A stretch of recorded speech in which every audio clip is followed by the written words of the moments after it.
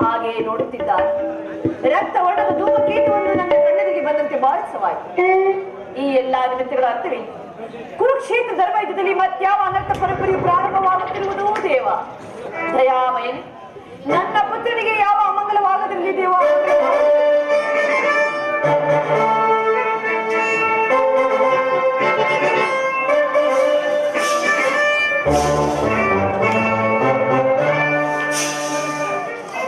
ಅಮ್ಮ ಯಾರು?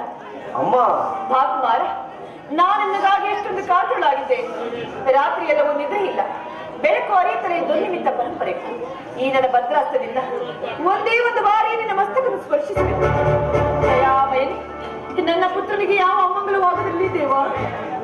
ಅಮ್ಮ, ನಾನಿದನ್ನು ಯುದ್ಧಕ್ಕೆ ಹೊರಟಿರುವುದು.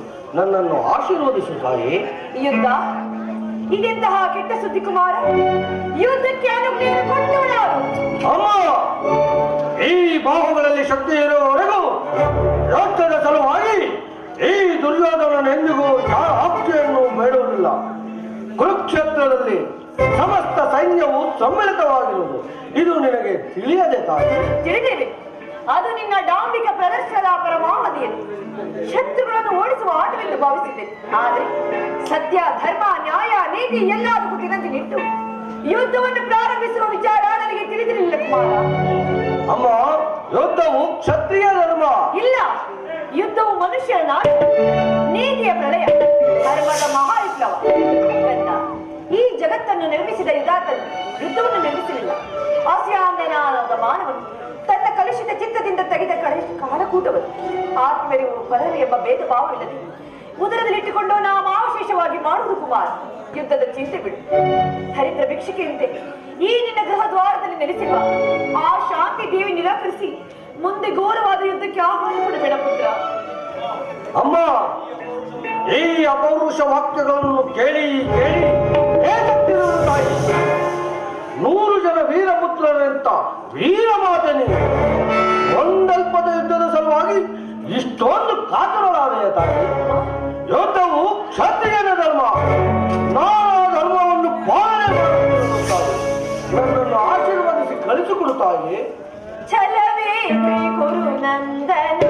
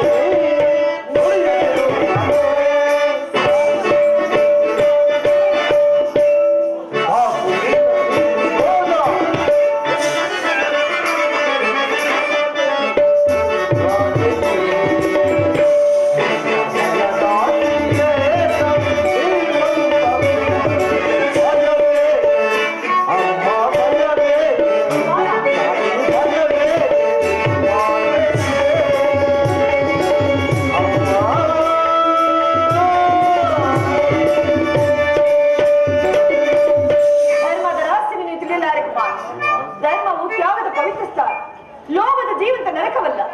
ನೀನು ಮಾತ್ರ ಲೋಭಗ್ರಸ್ತನಾಗಿ ಪಾಂಡವರನ್ನು ನಾನು ಆ ರೀತಿ ಹಿಂಸಿಸಿದೆ.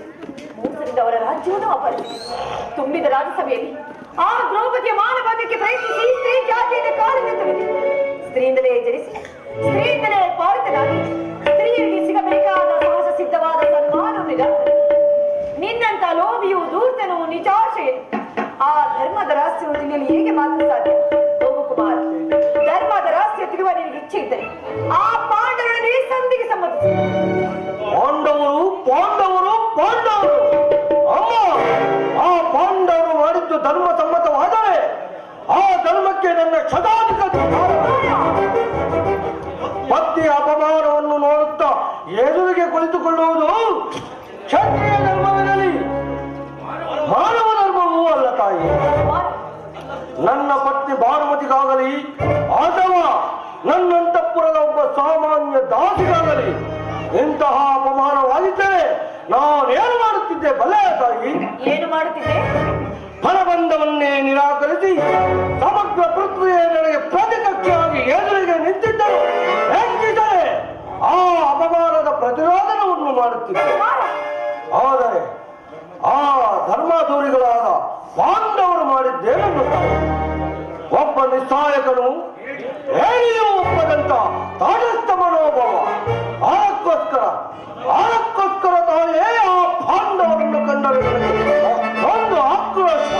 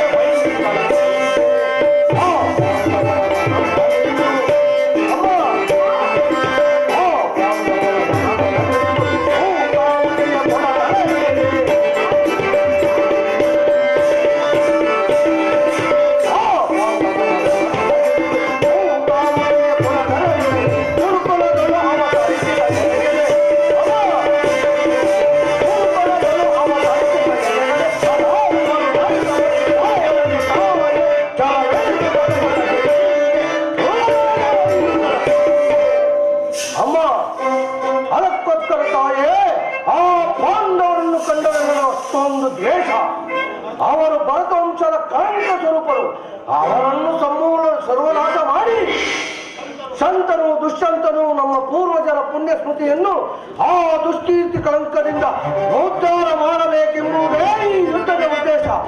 ನಾನದರ ಸಲುವಾಗಿ ದೀಕ್ಷಾಬದ್ಧನಾಗಿರುವುದು ತಾಯೇ, ನನ್ನನ್ನು ಯುದ್ಧಕ್ಕೆ ಅರಸಿ ಕಳುಹಿಸಿಕೊಡ್ತಾಯಿ.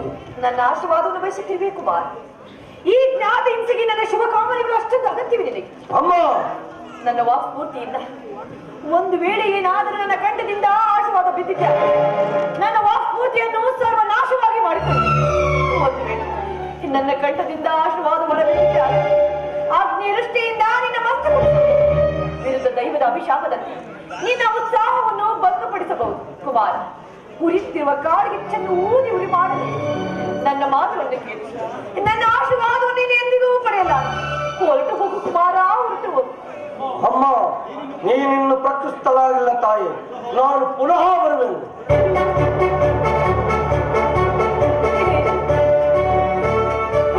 ಎಷ್ಟು ಪ್ರೀತಿಯಿಂದ ಸಾಕಿ ಬೆಳೆಸಿದೆಯಲ್ಲ, ಈತನು ನನ್ನ ಮಾತುಗಳನ್ನೇ ಕೇಳುವಂತನಾಗಲಿಲ್ಲ. ಏನು ಮಾಡಲಿ? ಆತನೆಷ್ಟೇ ಆದರೂ ನನ್ನ ಕುಮಾರ. ಆತನಿಗೆ ನಾನು ಆಶೀರ್ವಾದ ಮಾಡಬೇಕಾಗಿರುವುದು ನನ್ನ ಧರ್ಮ.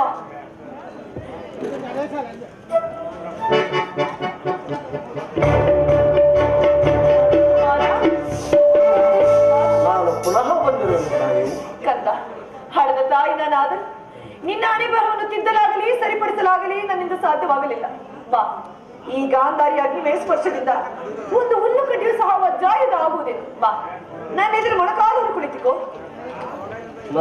ಆಶೀರ್ವದಿಸು ತಾಯಿ. ಆದರೆ ಒಂದು ಮಾತು, ಯಾರಲ್ಲಿ ಧರ್ಮವಿದೆಯೋ ಅವರಿಗೆ ಮಾತ್ರ ಜಯವಾಗಲಿ. ಯಥೋ ಧರ್ಮಸ್ತಥೋ ಜಯ, ಯಥೋ ಧರ್ಮಸ್ತಥೋ ಜಯ, ಯಥೋ ಧರ್ಮಸ್ತಥೋ ಜಯ. ಹೋಗಿ ಬಾ ಕುಮಾರ, ಹೋಗಿ ಬಾ. ಯಥೋ ಧರ್ಮ ತಥೋ ಜಯ, ಯಥೋ ಧರ್ಮ ತಥೋ ಜಯ, ಯಥೋ ಧರ್ಮ ತಥೋ ಜಯ. ಹಾಗಾದರೆ ನನ್ನ ಜಯವು ಖಚಿತ. ನಾನು ಕಾಲೋಚಿತವಾದ ಕ್ಷತ್ರಿಯ ಧರ್ಮವನ್ನು ಎಂದಿಗೂ ಬಿಡುವುದಿಲ್ಲ. ನಡೆಯುವುದು, ನುಡಿಯುವುದು, ಮರೆಯುವುದು ಕಡುಗಲೆ ಎಂತಿರುವೆ ಧರ್ಮಮನ ಸಕ್ರಿಯೋಳ್. ನಡೆವೆಂ, ನೋಡಿವೆಂ, ಪಡೆವೆಂ, ಪಡೆವೆಲ್ಲದರೆ ಮಣಿದು ವೀರ ಸ್ವರ್ಗಂ, ವೀರ ಸ್ವರ್ಗಂ, ವೀರ ಸ್ವರ್ಗಂ ಎನ್ನುವುದ ಸದಿಕ್ಕುಗಳು ಜೋರಾಗುವಂತೆ ಭಕ್ತರ ಶರೀರಗಳ ಮುಟ್ಟುವಂತೆ ಭಕ್ತರ ಶರೀರಗಳ ಬೇರಿಗಳು. ಈ ನನ್ನ ಮಂಗಳದ ಮುಂಬೆಳಕೆ ಆ ಪಾಂಡವರ, ನನ್ನ ಹೇಳಿ ಪಾಂಡವರ, ಆ ಶತ್ರು ಪಾಂಡವರ ಅನಂಗಳಕ್ಕೆ ನೋಂದಿ ನೋಂದಿ ನೋಂದಿ. ಇನ್ನು ಈ ರಣಾಂಗಣದಲ್ಲಿ ಈ ನನ್ನ ಉತ್ತಿರಗದಿಂದ ಆ ಪಾಂಡವರ ವೃಂದಗಳನ್ನು ಚಂಡಾಳಿ ನನ್ನ ಯುದ್ಧವೆಂಬ ಕ್ರೋಧಾಗ್ನಿಯನ್ನು ಶಮನ ಮಾಡಿಕೊಳ್ಳುವನು. ಅಲ್ಲಿಯವರೆಗೂ ಈ ನನ್ನ ಹೃದಯದಲ್ಲಿ ಮೊದಲನೇ ಕುಳಿತಿರುವ ಜ್ವಾಲಾಮುಖಿಯ ಪರ್ವತದಂತೆ ಭೂಮಿಯೇ ಬಾಳುತ್ತಿರುವಂತೆ ಗುಡುಗು ಸಿಡಲುಗಳೇ ಆರ್ಭಟಿಸುತ್ತಿರುವುದು ಈ ನನ್ನ ಹೃದಯ. ಇನ್ನು ರಣಾಂಗಣದಲ್ಲಿ ನನ್ನ ಜಯ ಖಂಡಿತ ಖಂಡಿತ ಖಂಡಿತ.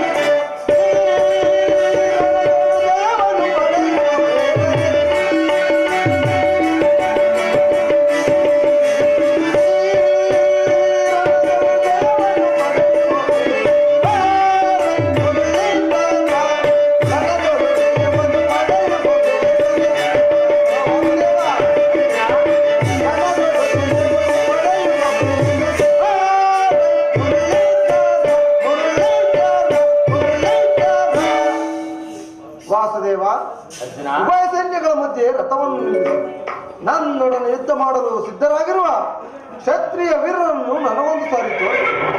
ಆ ದುರ್ಯೋಧನನ ಹಿತಕಾಂಕ್ಷೆಯಿಂದ ಪ್ರಾಣಗಳನ್ನು ತೃಣಪ್ರಾಯವಾಗಿ ಪರಿಗಣಿಸಿ ಈ ಕುರುಕ್ಷೇತ್ರ ಧರ್ಮ ಯುದ್ಧದಲ್ಲಿ ಸಂಹೀಳಿತವಾಗಿರುವ ಕ್ಷತ್ರಿಯ ವೀರರನ್ನು ನನಗೊಂದು ಸಾರಿ ತೋರಿಸು ಪರಮಾತ್ಮ. ನಿನ್ನ ಇಚ್ಛೆ ಅರ್ಜುನ.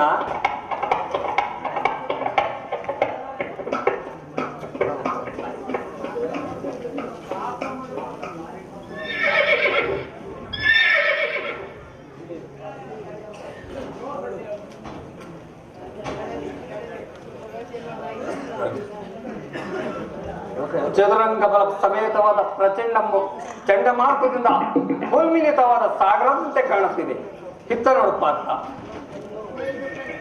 ಕೌರವೇಶ್ವರನು ತನ್ನ ಪ್ರಿಯ ಕರ್ಣ ದುಶ್ಯಾಸರೊಡನೆ ಅಶ್ವಾರೂಢನಾಗಿ ಸೇನಾ ರಚನೆಯನ್ನು ಪರಿಶೀಲಿಸುತ್ತಿರುವರು. ಅವರ ಹಿಂದೆ ಸಿಂಧುರಾಜ, ಶಕುನಿ, ಜಯದ್ರುತ, ಬಲಗಡೆ ಒಂದೇ ವಿಧವಾದ ಚತುರಾಶ್ವರಥದಲ್ಲಿ ಕುಳಿತಿರುವ ಮಹಾ ಕೌರವೇಶ್ವರನ 98 ಮಂದಿ ಸಹೋದರರು. ಆ ಸಮೂಹದಲ್ಲಿ ದುರ್ಯೋಧನನ ಮಕ್ಕಳು ಇರುವರು. ಅವರ ರಕ್ಷಣೆಗಾಗಿ ಧನುರ್ಧಾರಿಯಾದ ದ್ರೋಣನು ಸ್ವಲ್ಪ ಮುಂದೆ ನಿಂತಿರುವನು. ದ್ರೋಣನ ಪಾರ್ಶ್ವದಲ್ಲಿ ವಲ್ಕಲ ಧಾರೆಯಾಗಿ ಗಂಭೀರ ಮುಖಮುದ್ರೆಯಿಂದ ನಮ್ಮ ಕಡೆ ನೋಡುತ್ತಿರುವನೇ ಅಶ್ವತ್ಥಾಮ.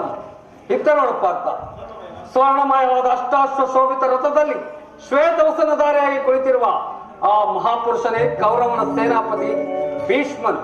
ನೆರೆಗೋದಲಿಂದ ತುಂಬಿದ ಅವನ ಮಸ್ತಕದಲ್ಲಿ ವಜ್ರ ಖಚಿತವಾದ ಅಧಿಕಾರ ಮುಕುಟವು ಬೆಳಗುತ್ತಿರುವುದು. ನೋಡಪ್ಪ ಅಂತ ಆತನು ನಿಮ್ಮ ಪಿತಾಮಹನ್ ಭಾರತ ವಂಶದ ಕೀರ್ತಿ ಜ್ಯೋತಿ. ನೀನು ಯುದ್ಧವನ್ನು ಪ್ರಾರಂಭಿಸುವ ಮೊದಲು ಆ ಮಹಾಪುರುಷನಿಗೆ ವಂದಿಸು. ಆಜ್ಞೆ ಮಾಧವ. ಭೀಷ್ಮನ್ ಗುರು ಪಿತಾಮಹ, ಈ ಅರ್ಜುನನ ಪ್ರಣಾಮಗಳನ್ನು ಸ್ವೀಕರಿಸು. ವಾಸುದೇವ, ನನ್ನ ಜೀವನದಲ್ಲಿ ಇದೆಂತಹ ಪವಿತ್ರವಾದ ಸಮಯ.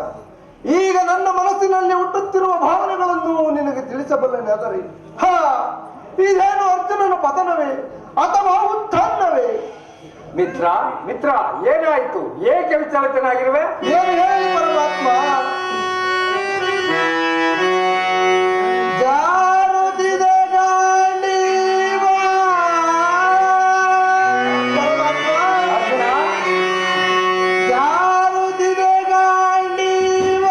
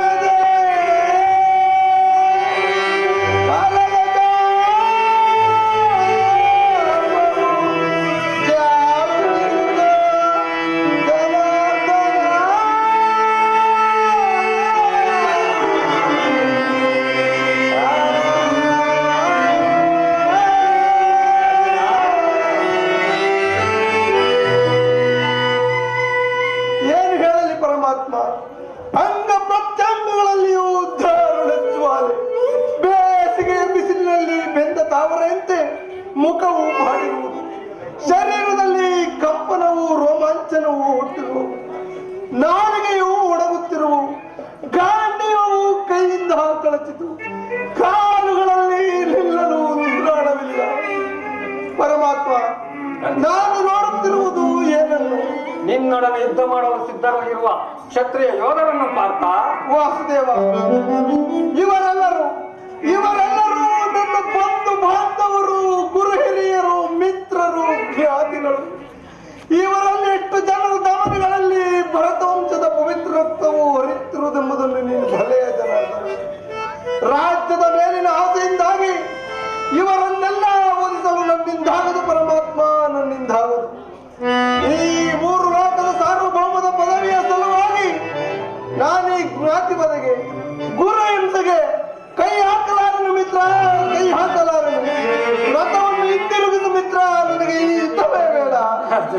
ಇದೇನು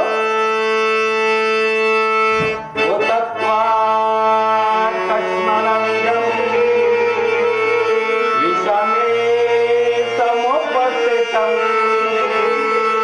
ಅನಾರ್ಯದುಷ್ಟಂ ಮತ್ತರ್ಗಮಕೀರ್ತಿ ಕರಮಾರ್ಜುನ ಮತ್ತರ್ಗಮಕೀರ್ತಿ ಕರಮಾರ್ಜುನ.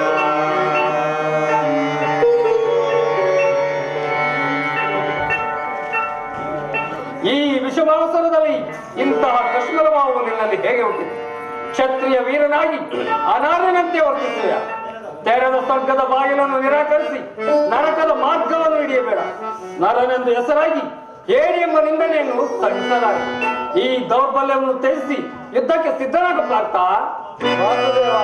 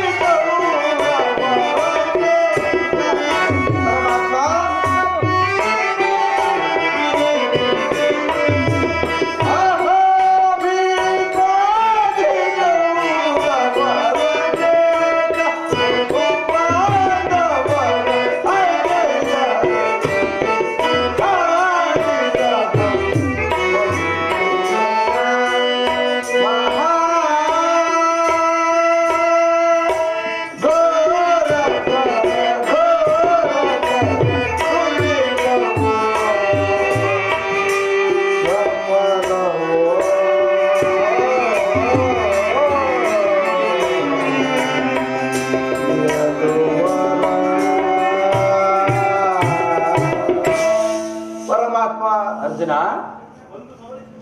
ಒಂದು ಸಾರಿ ಕುರು ಸೈನ್ಯದ ಕಡೆ ದೃಷ್ಟಿಸಿ ನೋಡು. ಭೀಷ್ಮನು ಪೂಜ್ಯ ಪಿತಾಮಹನು, ಆಚಾರ್ಯ ದ್ರೋಣನು ನನಗೆ ಶಸ್ತ್ರ ಶಿಕ್ಷಣವನ್ನು ಕೊಟ್ಟ ಗುರು. ಪೂಜಾರ್ಹರಾದ ಇವರ ಮೇಲೆ ಬಾಣವನ್ನು ತೊಡುವುದೇ ಗುರುವದೆಯಿಂದ ಲಭಿಸುವ ಸಂಪತ್ತಿಗಿಂತಲೂ ಭಿಕ್ಷಾವೃತ್ತಿಯೇ ನಮಗೆ ಶ್ರೇಷ್ಠರವು. ಬಂಧು ಬಾಂಧವರ ರಕ್ತದಿಂದ ತೊಯ್ದು ರಾಜಭೋಗವನ್ನು ಅನುಭವಿಸುವ ಇಚ್ಛೆಯೂ ನನಗಿಲ್ಲ. ಅಶಾಶ್ವತವಾದ ರಾಜ್ಯ ಲೋಭಕ್ಕೊಳಗಾಗಿ ಶಾಶ್ವತವಾದ ಧರ್ಮವನ್ನು ನಾಶ ಮಾಡಲು ನನ್ನಿಂದಾಗದು ಯದುಪತಿ, ನನ್ನಿಂದಾಗದು. ಈ ಸ್ವಜನ ವಧೆಯು ನನಗೆ ಸಮ್ಮತವಲ್ಲ ಕೃಷ್ಣ. ಅರ್ಜುನ, ಯಾರನ್ನು ಯಾರು ವಧಿಸುವುದು? ಅಳಿವಿಲ್ಲದ ಆತ್ಮವನ್ನು ವಧಿಸುವುದು ಅಸಂಭವ. ಮನುಷ್ಯನು ಹರಿದು ಹೋದ ಬಟ್ಟೆಗಳನ್ನು ಬಿಸುಟು ಹೊಸ ಬಟ್ಟೆಗಳನ್ನು ಧರಿಸುವಂತೆ ಮಾನವನು ಆತ್ಮನು ದೇಹಾಂತರ ಪ್ರಾಪ್ತಿಯು ಜೀರ್ಣವಾದ ದೇಹವನ್ನು ತ್ಯಾಗ ಮಾಡಿ ಬೇರೊಂದು ದೇಹವನ್ನು ಆಶ್ರಯಿಸುವನು. ಮರಣವು ದೇಹದ ನಾಶ, ಅವಿನಾಶಿಯಾದ ಅವಸಾನವಲ್ಲ. ದೇಹಕ್ಕೆ ಬಾಲ್ಯ, ಯೌವನ, ವಾರ್ಧಕ್ಯಾದಿ ಅವಸ್ಥೆಗಳು ಪ್ರಾಪ್ತವಾಗುವಂತೆಯೇ ಮಾನವನಿಗೆ ದೇಹಾಂತರ ಪ್ರಾಪ್ತಿಯು ಸಹಜವಾದದ್ದು. ಪಂಡಿತನಾದವನು ಅದರ ಸಲುವಾಗಿ ದುಃಖಿಸುವುದಿಲ್ಲ. ಭೀಷ್ಮ, ದ್ರೋಣ, ನಾನು, ನೀನು ಕೂಡ ಹಿಂದೆ ಅನೇಕ ಸಾರಿ ಜನಿಸಿರುವರು, ಮುಂದೆಯೂ ಜನಿಸಿರುವರು. ಜನ್ಮ ಮೃತ್ಯುಗಳು ಆತ್ಮನ ಅನಂತ ಪ್ರವಾಸದ ಎರಡು ಅಂತರಗಳು.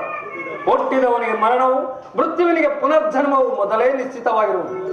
ಅವಶ್ಯಕವಾಗಿ ಆಗಬೇಕಾದದ್ದಕ್ಕೆ ಮೂಢನಂತೆ ಚಿಂತಿಸಿ ಫಲವೇನು?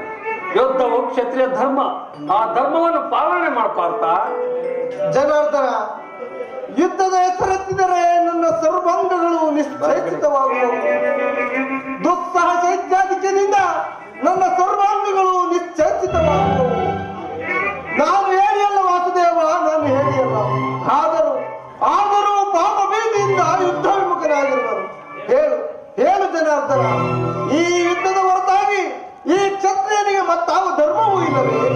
ಸ್ವಧರ್ಮ ಪಾಲನೆಯಲ್ಲಿ ಪ್ರಾಣಗಳನ್ನಾದರೂ ತ್ಯಜಿಸಬಹುದು, ಆದರೆ ಪರಧರ್ಮಾವಲಂಬುವ ಅನರ್ಥಕಾರಿ ನೆನಪಿರಲಿ ಅರ್ಜುನ.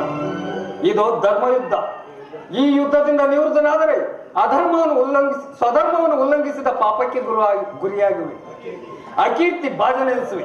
ನಿನ್ನಂತಹ ಸಂಭಾವಿತನಿಗೆ ಅಕೀರ್ತಿಯು ಮರಣಕ್ಕಿಂತ ಘೋರತರ. ಶತ್ರುಗಳು ಹೇಡಿ ಎಂದು ಹರಿಯುವರು, ಆತ್ಮೀಯರು ವಂಚಕರೆಂದು ನಿಂದಿಸುವರು. ಆದುದರಿಂದ ಈ ಮನೋವಿಕಾರವನ್ನು ಬಿಟ್ಟು ಸ್ವಧರ್ಮವನ್ನು ಪಾಲನೆ ಮಾಡು. ಮನುಷ್ಯನು ಕರ್ಮವು ಪೌರುಷದ ಲಕ್ಷಣ. ಅಕರ್ಮಣ್ಯನಾದ ಮಾನವನು ಜೀವಂತ ಶವನನು, ಸರ್ವರ ನಿಂದೆಗೂ ಪಾತ್ರನು, ಸರ್ವರಿಂದ ವರ್ಜಿತನು. ಅಜ್ಞಾನದಿಂದ ನೀನು ಕರ್ಮಭ್ರಷ್ಟನಾಗಬೇಡ ಪಾರ್ಥ. ಪರಮಾತ್ಮ, ಈ ಯುದ್ಧದಲ್ಲಿ ನನ್ನ ನಿರ್ದಿಷ್ಟ ಕರ್ಮವೇನು? ಧರ್ಮದ ನಾಶನವೋ ಅಥವಾ ಧರ್ಮದ ಉದ್ಧಾರವೋ? ಉಭಯಭ್ರಷ್ಟನಾಗದಂತೆ ನನಗೊಂದು ಗತಿಯನ್ನು ತೋರಿಸು ಪರಮಾತ್ಮ, ನನಗೊಂದು ಗತಿಯನ್ನು ತೋರಿಸು. ಅಸ್ಥಿರ ದೇಹಂ ಕೀರ್ತಿ ಶಾಶ್ವತಂ ಕರ್ತವ್ಯಂ ಮಾನವ ಧರ್ಮಂ ಧರ್ಮರಕ್ಷಕನಾಗಿರಲು ಬರಿದೇಕೆ ಕಳವಳ ಪಡುವ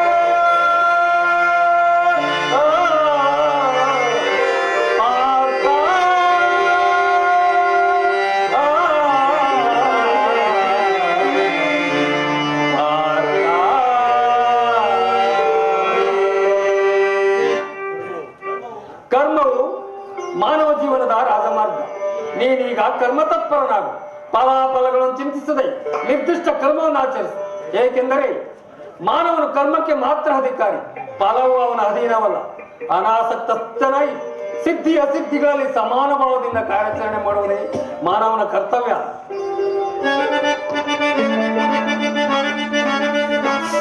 ಅಸ್ತ್ರಗಳನ್ನು ಧರಿಸಿ ಕರ್ಮಯೋಗಿ ಯುಗದಲ್ಲಿ ಕೀರ್ತಿಯನ್ನು ಪಡೆದರೆ ಈ ದಿವ್ಯವಾಣಿಯಿಂದ ನನ್ನ ಹೃದಯದ ಪ್ರಸ್ತುತ ಪ್ರಜ್ಞೆಯನ್ನು ಎಚ್ಚರಗೊಳಿಸುತ್ತಿರುವ ನೀನು ಯಾರು? ಕರ್ಮಯೋಗಿಲ್, ಇಹ ಲೋಕದಲ್ಲಿ ನಿನ್ನ ನಿರ್ದಿಷ್ಟ ಕರ್ಮವೇನು? ಅರ್ಜುನ, ನಾವಿಬ್ಬರು ಅನೇಕ ಸಾರಿ ಈ ಭೂಮಿಯಲ್ಲಿ ಜನ್ಮಗ್ರಹಣ ಮಾಡಿದ್ರು. ಅವುಗಳ ನೆನಪು ನನಗಿರುವುದು ನಿನಗಿಲ್ಲ. ನಾನು ಜನ್ಮ ಜರಾಯ್ತನು, ಅವ್ಯಯಾತ್ಮನು, ಪಂಚಭೂತಗಳ ಒಡೆಯನು. ಯಾವಾಗ ಧರ್ಮದ ಪತನವು ಅಧರ್ಮ ಉತ್ಥಾನವೂ ಹೋಗುವುದಾಗ ನಾನು ಭೂಮಿಯಲ್ಲಿ ಜನ್ಮಗ್ರಹಣ ಮಾಡುವೆ. ಸಜ್ಜನರ ಪಾಲನೆ, ದುಷ್ಟರ ನಾಶ, ಧರ್ಮ ಸಂಸ್ಥಾಪನೆ ನನ್ನ ಅವತರಣದ ಉದ್ದೇಶಗಳು ಪಾರ್ಥ. ಪರಮಾತ್ಮ, ನಿನ್ನ ಅವತಾರದ ಗುರುತುಗಳೇನು? ನಿನ್ನನ್ನು ತಿಳಿಯುವ ಬಗೆ ಹೇಗೆ? ಉತ್ತರವನ್ನು ಕರುಣಿಸು ಮಹಾಮಹಿಮ, ಉತ್ತರವನ್ನು ಕರುಣಿಸು.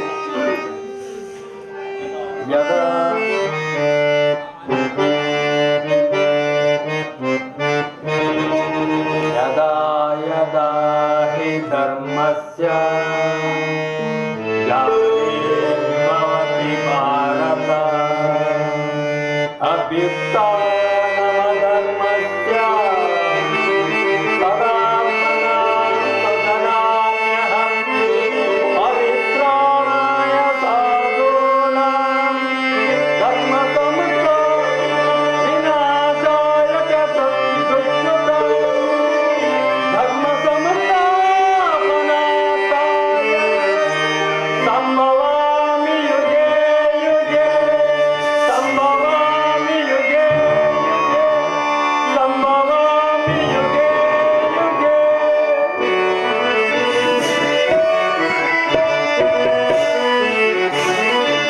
ವಿಶ್ವಪಾಲನ ಅವತಾರ ಪಾರ್ವಯೇ ನೀನಾಯ್ತು.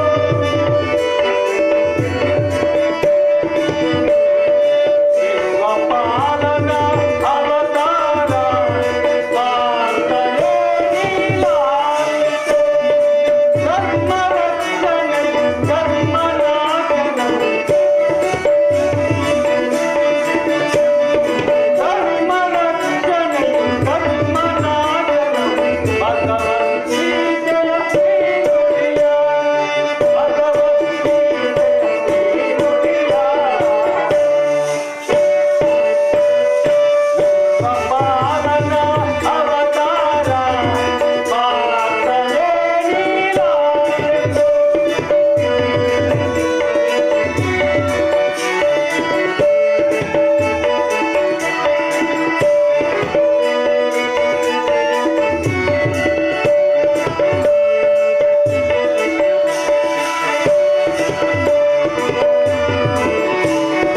ಮಾಯಾರೂಪಿ ಪರಿಚಯಂತಿ ಸರ್ವ ಪ್ರಪಂಚವ ಕಾರುಣ ಮಾಡು.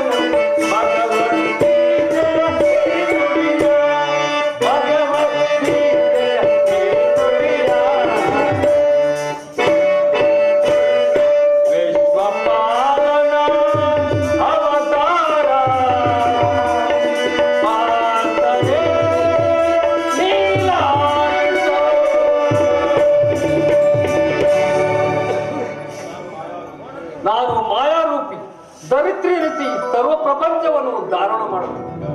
ಜಲರೂಪದಿಂದ ಪ್ರಾಣಿಗಳಿಗೆ ಜೀವವನ್ನು ಕೊಡುವೆನು. ಅಗ್ನಿಯಾಗಿ ಅವುಗಳ ಶಕ್ತಿಯನ್ನು ಹರಿಸುತ್ತೇನೆ. ವಾಯುವೆನಿಸಿ ಚಲಿಸುವೆನು.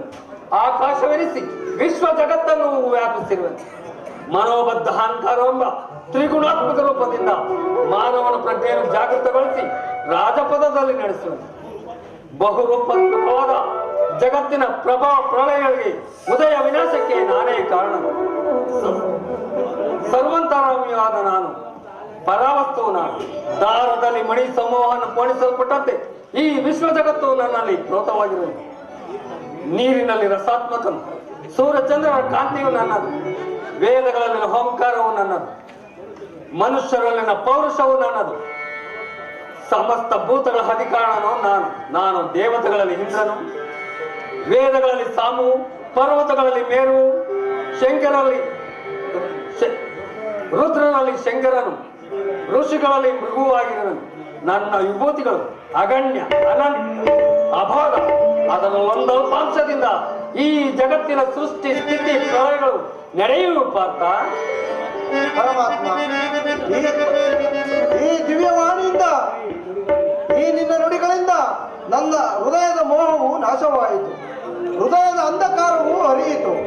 ಹೇ ಯೋಗೀಶ್ವರ, ನಿನ್ನ ಈಶ್ವರ ರೂಪವನ್ನು ತೋರಿಸಿ ನನ್ನನ್ನು ಕೃತಾರ್ಥನನ್ನಾಗಿ ಮಾಡು. ತಥಾಸ್ತು ಪಾರ್ಥ.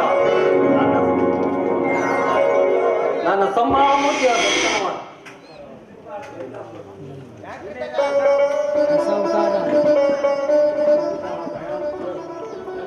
ಎಂತಹ ಭಯಾನಕವಾದ ರೂಪವನ್ನು! ಮಾನವನ ಚಕ್ಷುಗಳಿಂದ ಇದನ್ನು ನೋಡಲಾರೆನು ಪ್ರಭು, ನೋಡಲಾರೆನು. ಕೈ ಕಾಲುಗಳು ಕಂಪಿಸುತ್ತಿರುವವು, ವಾಕ್ಸ್ಫೂರ್ತಿ ಇಲ್ಲ. ಕರುಣಾಮಯನೇ, ನಿನ್ನ ಸೌಮ್ಯ ರೂಪವನ್ನು ಧಾರಣ ಮಾಡು.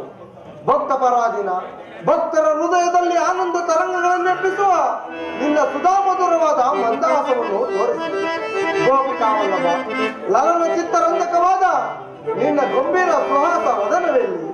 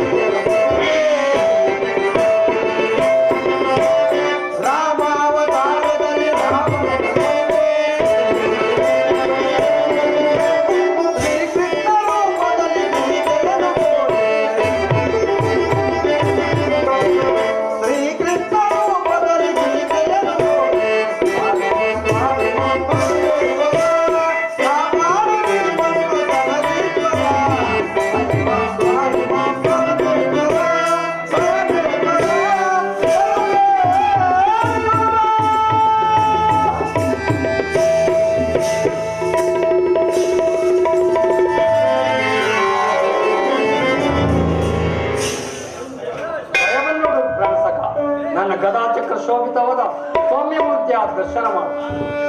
ಆ? ಸಾಗರ ಮಧ್ಯೆ ಪ್ರಶಾಂತ ಜಲರಾಶಿಯಲ್ಲಿ ನಿಶ್ಚಲವಾಗಿ ನಡೆಯುವ ನಿನ್ನ ನಾವೇ ಐತಿ. ನಿನ್ನ ಹೃದಯವು ಶಾಂತವಾಗಲಿ. ಈ ಕುರುಕ್ಷೇತ್ರದಲ್ಲಿ ಸಮ್ಮಿಳಿತವಾಗಿರುವ ಈ ಕುರುಕ್ಷೇತ್ರದಲ್ಲಿ ಪ್ರಳಯದಲ್ಲಿ ನಿನ್ನ ನೌಕೆಯು ಪಥಭ್ರಷ್ಟವಾಗದಂತೆ ನೋಡಿಕೊಂಡು ಸುರಕ್ಷಿತವಾಗಿ ದಡವನ್ನು ಮುಟ್ಟಿಸಲು ನಾನು ಕರುಣಾಧಾರನಾಗಿ ನಿಂತಿರುವೆನು. ಮೂರು ಶರವನ್ನು ಮೊಳಗಿಸುವ ರಣಭೇರಿಯಲ್ಲಿ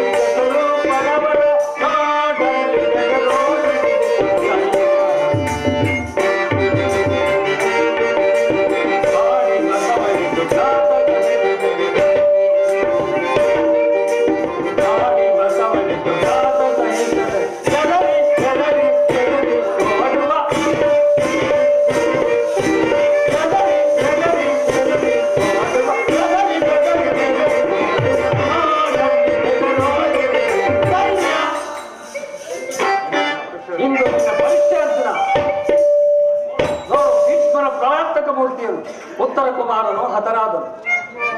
ನಾಯಕನನ್ನು ಕಳೆದುಕೊಂಡ ಹಿಂದಿನಂತೆ ನಮ್ಮ ಸೈನಿಕರು ದಿಕ್ಕು ದಿಕ್ಕಿಗೆ ಹೊರತಿರುವರು. ಇನ್ನು ಸಮಯವಿಲ್ಲ. ಮಹಾಸ್ತ್ರವನ್ನು ತೊಡು ಭೀಷ್ಮನನ್ನು ಹರಿಸು. ಎಲ್ಲರೂ ಏಡಿಗಳು. ಈ ಭೀಷ್ಮರ ಸಮ್ಮುಖದಲ್ಲಿ ದೃಢಾಸ್ತದಿಂದ ಭಿನ್ನನ್ನು ಹಿಡಿಯ ಬಲ್ಲವರು ಯಾರೂ ಇಲ್ಲ.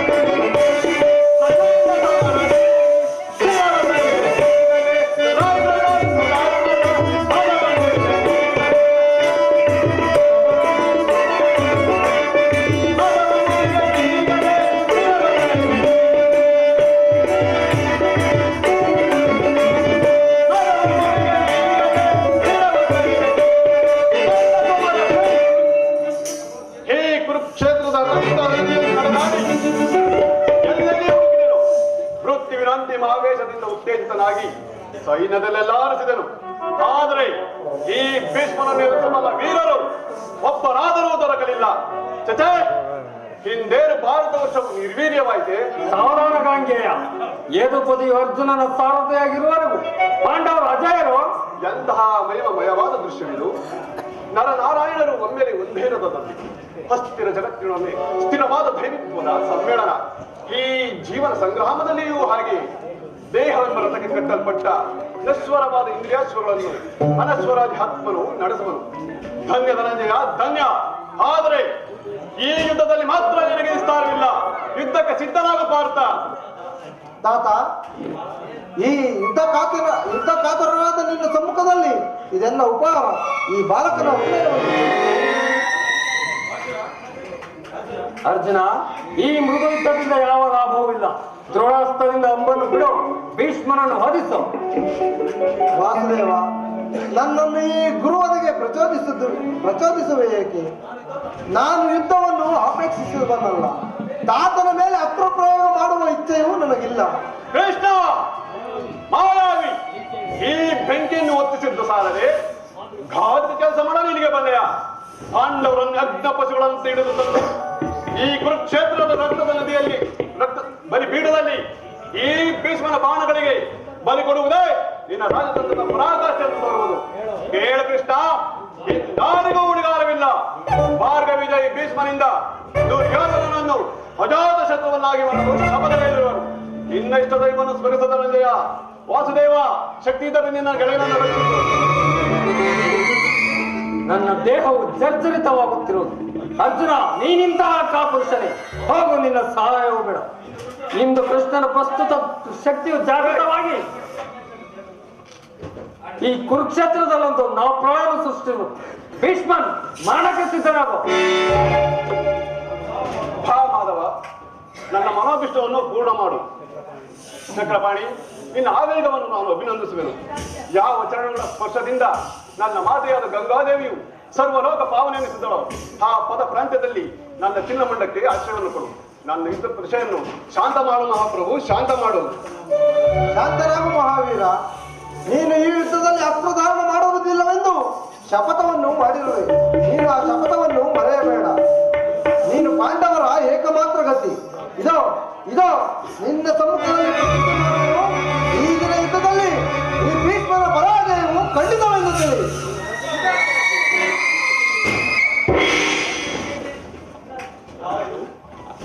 ಯಾರಿದು? ಈ ಬಾಲಕನ ದರ್ಶನದಿಂದ ನನ್ನ ಹೃದಯವು ಕಂಪಿಸುತ್ತಿರುವುದೇಕೆ? ಇವನ ತೀಕ್ಷ್ಣ ದೃಷ್ಟಿಯು ಬಹುದಿನಗಳ ಹಿಂದಿನ ದುಃಖಮಯ ಘಟನೆಗಳನ್ನು ನೆನಪಿಗೆ ತರುತ್ತಿರುವುದೇಕೆ? ಓಹೋ, ಕಾಶಿ ರಾಜನ ಮಗಳು ಹಂಬೆ ನನ್ನಿಂದ ಪರಿತಕ್ತಳಾಗಿ ದೇಹವನ್ನು ಸವಿಸಿದ ನಾರಿ. ಇಂದು ನಿನ್ನ ವೇಷವು ಎಷ್ಟೊಂದು ವಿಚಿತ್ರ. ಕೈಯಲ್ಲಿ ಅಸ್ತ್ರ, ಕಣ್ಣಿನಲ್ಲಿ ವಿಷ, ಹೃದಯದಲ್ಲಿ ಈ ಭೀಷ್ಮನನ್ನು ಓದಿಸುವ ಉತ್ಕಟೇಚ್ಛೆ.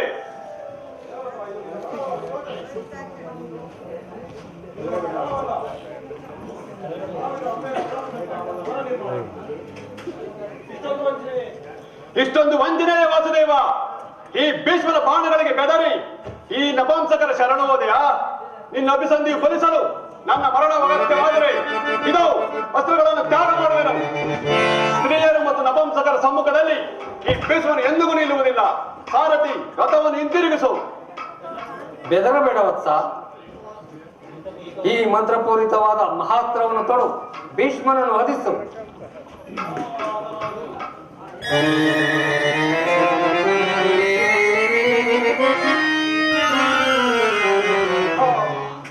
ಹತನಾದರು. ಇದು ಅರ್ಜುನನ ಬಾಣ, ಶಿಖಂಡ್ಯ ಬಾಣವಲ್ಲ. ಅರ್ಜುನನ ಮಂತ್ರಪೂರಿತವಾದ ದಿವ್ಯಾಸ್ತ್ರ.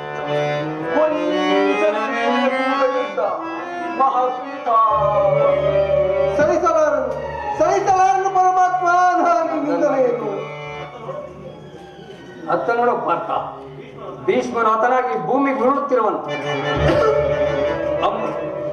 ಬಾಣಗಳನ್ನು ಹೂಡು, ಆತನಿಗೆ ಉಚಿತವಾದ ಅಂಬುಗಳಿಂದ ಶೆಲೆಯನ್ನು ರಚಿಸು. ಭೂಮಿ ದೇವರ ತನ್ನ ದೇಹವು ಭೂಮಿಗೆ ಉರುಳದಿರಲಿ. ಆಜ್ಞೆ ಮಾಧವ.